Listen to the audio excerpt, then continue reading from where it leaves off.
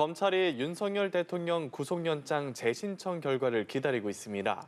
검찰은 불어될 가능성에 대비해 공소장을 미리 작성 중인 것으로 전해졌는데요. 윤 대통령 측은 오늘 오후 기자회견을 열고 다시 한번 위법 수사 주장을 꺼냈습니다. 손정혜 변호사와 함께 관련 내용 짚어보도록 하겠습니다. 안녕하십니까? 안녕하세요. 네, 안녕하십니까. 어제 법원이 윤석열 대통령에 대한 검찰의 구속기간 연장 신청을 불허했습니다. 윤 대통령 변호인단이 이제 기자회견을 열고 서울중앙지법에는 마지막 사법의 자존심이라 환영의 뜻을 밝혔고요. 검찰에는 위법 수사 이어받지 말고 즉시 대통령 석방하라고 말했는데 우선 이 기자회견 내용 어떻게 들으셨을까요? 네, 기자회견을 통해서 그간에 주장된 것을 요약 준비 서면처럼 항목별로 다양한 주장들을 했다라고 해석할 수 있는데요. 새로운 내용은 없었습니다. 다만 예. 이제 명절을 앞두고 그리고 구속 영장이 신청했으나 허가되지 않는 상황들이 대통령에겐 유리하다라고 판단을 해서 대통령에 대한 구속을 풀어달라, 그러니까 석방해달라 이런 요구와 함께 대국민 메시지를 전달하고 있다라고 해석이 되는데요.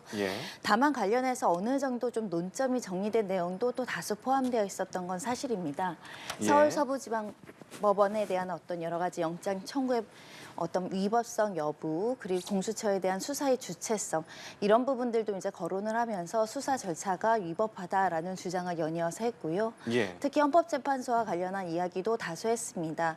헌법재판소 심판 기일이나 이런 진행 내용들이 방어권을 충실하게 보장하지 않기 때문에 어렵다는 점도 강조를 하면서 모든 기결은 대통령이 석방돼서 그러니까 불구속 상태에서 방어권을 보장받으면서 수사 재판에 임하게 해달라는 취지로 해석을 했습니다.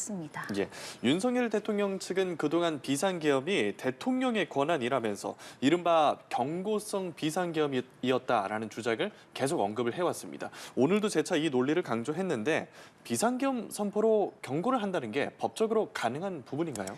이 부분도 헌법재판관들이 직접 질문한 부분에 있었죠. 김용현 전 장관이 나왔을 때 비상계엄 선포의 목적이 무엇입니까? 라는 질문에 대해서 야당이라든가 이제 부정선거에 대해서 경고하는 의미로서 했다라는 취지의 진술이 있었는데 우리나라 헌법과 관련한 계엄법은 계엄의 목적을 명확하게 규정을 하고 있습니다. 그러니까 누군가에 대해서 어떤 경고를 한다거나 어떤 사람들에게 몰랐던 걸 알게 할 목적으로 계엄을 선포하지 않도록 헌법상 주어진 절차, 목적이나 요건들이 까다롭게 규정되어 있기 때문에 단순히 경고성으로 비상계엄을 한다는 것은 우리 법이 예정하거나 허용하지 않는다는 점을 말씀드릴 수 있고요.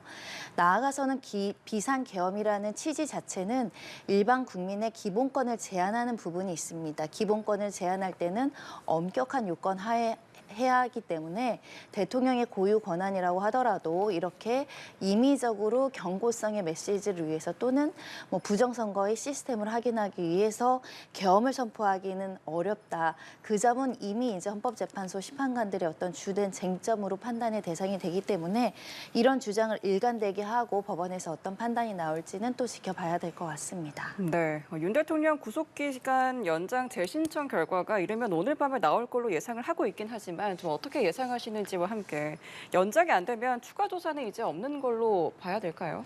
그렇습니다. 사실 이 부분과 관련해서는 좀 예상하기 어려운 결정이 나와서 많은 주체들이 좀 놀라고 있다. 공수처도 놀라고 검찰도 놀라고 오히려 피의자 측인 대통령 측에서도 연장이 될 것을 전제하에 검찰에 찾아가서 연장 신청을 하지 말 것을 또 협의하는 자료들이 있었는데요.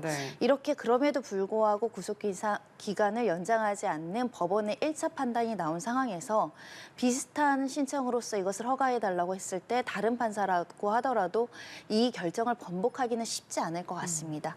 그런 만큼 번복되지 않은 결정이 나올 가능성이 더 높아 보이긴 하지만 우리가 윤 대통령에 대한 수사나 재판 과정을 지켜보면서 사실은 예상하지 못했던 결정과 여러 가지 주장들이 나오고 있기 때문에 이 또한 판사별로 다른 생각을 할 여지가 있다라고 한다면 다른 가능성은 배제하기 어렵다 이렇게 말씀드릴 수 있고요. 만약에 이렇게 재신청한 것도 허가되지 않는다고 하더라도 또 수사기관이 선택할 수 있는 선택지가 없는 것이 아닙니다. 이 재연장을 허가하지 않음으로 인해서 법원의 그 판단은 기소하라는 것이거든요. 그러니까 검찰의 보안 수사권과 관련한 명문의 규정이 없는 상황에서 공수처가 수사한 내용을 가지고 공소제기에 필요한 자료를 첨부해서 검찰로 보냈다면 이 공소에 제기 여부를 검찰에서 판단할 수 있는 것이고 그럼 기소나 불기소를 판단해서 조속하게 결정을 내려서 기소 조치를 하라는 취지이기 때문에 이것이 공수처의 수사가 불법하다거나 또는 영장 청구가 필요가 없다라는 판단이 아니라 이 검찰의 보안 수사에 대한 어떤 해석에 대한 이견을 가지고 또는 법적 근거가 미약하다는 점으로 이제 허가를 하지 않았기 때문에 이 부분에 대한 어떤 판단은 존중돼야 될 것 같고요. 그런 만큼 이 판단이 유지가 되면 추가 수사 없이 기소할 것으로 보이고 과거에 이명박 전 대통령 같은 경우도 수사 없이 기소된 전례들은 있습니다. 예. 그런 전철을 밟지 않을까 합니다. 예. 검찰은 우선 다시 불어댈 가능성을 대비해서 공소장을 미리 작성 중인 걸로 전해졌는데 변호사님께서 법원의 불어 취지를 말씀해 주셨습니다만 이번 윤 대통령 사건에서 그럼 검찰의 역할이 어떻게 되는 건지 궁금해지는 게 조사권 없이 공소권만 유지하게 되는 걸까요? 그렇습니다. 공소 제기권 그리고 공소 유지권만 이 구속영장에 대한 허가 판사님은 바라보신 것 같습니다. 공수처법에도 이 공소 제기에 관련한 서류를 송부하는 경우에 이 검사가 이것을 판단해서 신속하게 통보해야 된다라는 조항이 있기 때문에 공소 그러니까 기소할지 말지를 검토해서 기소한다고 한다면 예. 공판 유지를 하라 이게 이제 주된 취지다 이렇게 해석을 했다라고 한다면 지금까지 마련된 자료만으로 검찰이 기소해서 유죄에 대한 어떤 그 공방을 이끌어 나가는 역할 정도가 부여되어 있다 이렇게 보입니다. 네, 또 앞서 법원이 검찰의 구속영장 신청을 불허했던 근거에 대해서 말씀을 해주셨는데 공수처법 26조가 논란이 되고 있습니다.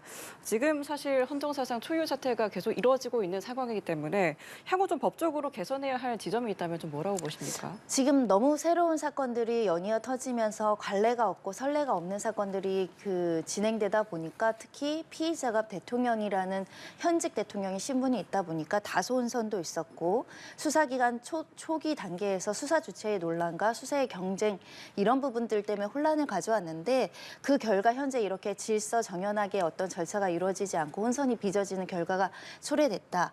그렇기 때문에 중대범죄에 대한 앞으로의 수사에 있어서도 검경 공수처들이 좀 명확하게 법리를 정의하고 수사 주체의 논란이 제기되지 않도록 앞으로는 해야 될 필요성이 있다라는 점을 말씀드릴 수 있고요.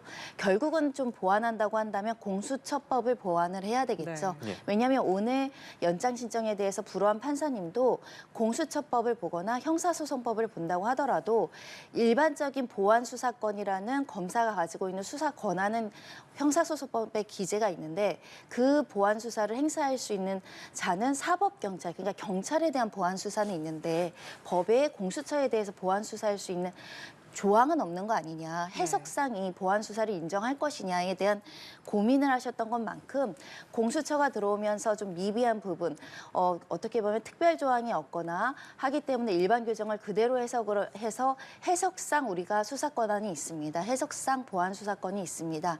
이렇게 규정할 것이 아니라 법률로서 체계를 좀 더 명확하게 세분하게 규정해야 되지 않을까 합니다. 예. 앞서 구속기간 연장을 재신청한다고 해서 다른 판사가 맡는다고 해서 다른 결정을 내리는 게 쉽진 않을 거다라고 짐작을 해주셨잖아요. 검찰도 어느 정도 이 부분을 예상하고 있을 수 있을 것 같은데 재신청 불허 4시간 만에 재신청에 나서게 된 근거는 어떤 게 있었을까요? 그러니까 검찰은 이 구속영장 관련해서 연장 신청이 거부될 가능성이 제로라고 봤습니다. 처음에요. 네. 저도 예. 마찬가지로 대부분의 중대한 범죄에 관련해가지고 구속기간을 연장해주지 않는 사례는 거의 없었거든요. 그러다 보니까 당연히 수사의 필요성이 인정되는 일부의 서류만 낸다고 하더라도 이 구속영장에 대해서 연장하는 결정이 나오겠거니라고 어떻게 보면 만연히 생각을 했으나 실제 판사는 고민이 많았던 것입니다. 그 고민에 대해서 이 공수처법과 관련한 보완 수사의 어떤 근거가 있느냐라는 물음에 대해서 그걸 보완해서 다시 재신청하고 특히 관련된 선례로서 조희연 교육감 같은 사건에서도 보완 수사 끝에 이제 공소 제기한 부분들을 사례를 제시하면서 그런 고민이 있을지언정 이런 해석도 가능하고 선례도 있다라는 것을 다시 한번 확인하면서 이 구속 기간에 대한 연장 필요성을 재강조했다. 그럼에도 불구하고 이것을 연장하지 않는다고 한다면 또 자체적으로는 그냥 수사 없이 기소하겠다라고 판단할 가능성이 높습니다. 네, 구속기간 연장 재신청에선 법원 담당 판사가 바뀌었습니다. 심사는 당직 법관인 형사 26 단독 최빈의 판사가 맡게 됐는데요. 앞서서 번복이 안 될 가능성에 대해서 짚어주셨는데 판사가 바뀌면서 이제 일어날 가능성 아무것도 없을 걸까요? 배제하기는 어렵습니다. 왜냐하면 일반적으로 구속기간을 연장한다는 것은 수사의 필요성이 있으면 그와 관련한 상당 부분의 자료를 보고 판단을 내리고 대부분의 경우에는 구속기간을 연장하면서 충실한 수사를 할 수 있도록 기회를 허용해 주는 것이 통상의 모습일 뿐만 아니라 이미 수사 주체 간에 20일을 둘러싸서 10일은 공수처가 10일은 검사가 이렇게 나누는 조율을 할 정도로 이 보안 수사에 대해서는 다툼의 여지 없이 수사기관들이 협의를 한 상황이었었거든요.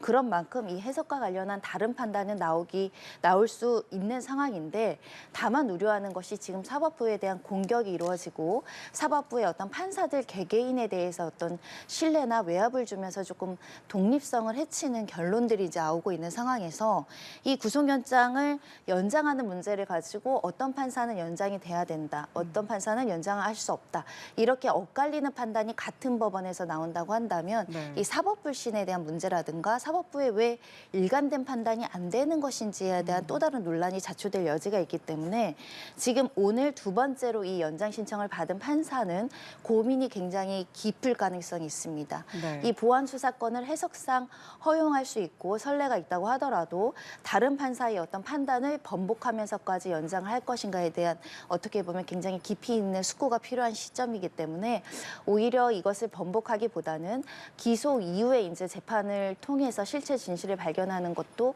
나쁘지 않겠다라는 판단을 할 가능성이 있어 보이는 상황입니다. 예, 이르면 오늘 안에 윤석열 대통령에 대한 구속영장 기간 연장 재신청 결과가 나올 수 있다고 전망이 되고 있습니다. 법원의 결정 지켜봐야겠고요.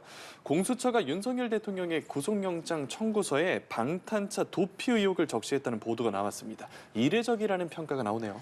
일단 이 부분과 관련해서는 도주의 우려, 그러니까 대통령이 도주하려고 했다라는 의혹이 구속영장 청구서에 기재됨으로 인해서 예. 영장 청구에 대한 어떤 발부를 높이려고 이제 공수처에서 필요한 정황들을 다 썼다라고 해석할 가능성이 있지만 일단 좀 민감한 문제이긴 합니다. 대통령 측에서는 대통령인 내가 어디를 도망가겠느냐 이런 도망가려는 시도를 한 바가 없고 이게 오히려 모욕적인 라는 취지의 주장이 나온 만큼 구체적인 어떤 확인 없이 이것을 영장 청구서에 기재하는 것이 타당하냐 이런 논란은 제기될 여지가 있는데요. 하지만 구속영장이 발부될 때 법원에서는 도주의 우려를 적시하지 않았습니다. 그러니까 증거인멸 가능성을 보고 영장을 발부했기 때문에 결국은 이런 논란에도 불구하고 도망갈 염려 때문에 구속영장이 발부되는 점은 아니라는 점을 말씀드리고 싶고 다만 이 방탄차 관련해서는 명확하게 확인되기 어려운 측면이 있었죠. 왜냐하면 그 당시에는 체포영장이나 이런 것들이 집행되지 않았고 관계자들이 소환 조사에 응하지 않았기 때문에 공수처로서는 조금이라도 가능성이 있다면 법원을 설득하려고 이 주장을 했겠지만 결국은 확인되지 않은 이 범죄 사실과 관련한 어떤 도주에 대한 우려를 쓴 부분에 있어서는 좀 면밀하게 검토하지 못했다라는 비판을 피하기는 어려울 것 같습니다. 네. 자, 이런 가운데 경찰이 김성훈 경호차장에게 두 번째 구속영장을 청구를 했습니다. 김 차장 측은 위법한 재신청이라며 기각을 요구했는데요. 먼저 영장 재신청 사유가 무엇이었는지 좀 짚어주실까요? 네, 특수공무집행 방해죄입니다. 그 적법한 체포영장에 대해서 여러 가지 무력 충돌 가능성까지 우려할 정도로 이것을 막고 방해하고 심지어는 일부 보도를 통해서 총기를 휴대하라는 지시까지 했을 정도로 무력하게 이것을 업무 방해하라는 혐의를 받고 있었는데요. 1차 신청했을 때는 검찰이 반려를 했었고 그다음 보안 수사나 참고인 조사를 통해서 혐의 부분을 보강해서 다시 신청하려는 시도를 하고 있다라고 말씀드릴 수 있습니다. 다만 이제 김 차장 측은 위법한 어떤 재신청이라는 것은 공수처가 수사의 주체가 될 수 없는 위법한 어떤 주체이기 때문에 그로부터 발생한 체포영장도 위법하다. 그렇기 때문에 위법한 공무집행을 방해하는 것은 공무집행 방해죄로 다스릴 수 없다. 이런 주장을 일관되게 하는 것으로 보이고요. 나아가서는 이제 비아폰 통신기록 삭제와 관련해서는 말하자면 이것은 증거인멸을 한 부분과 관련되겠죠. 네. 하지만 비아폰에 대한 부분은 대통령에 대한 혐의 사실이기 때문에 이 김 차장의 혐의 사실과는 좀 동떨어진 측면도 있습니다.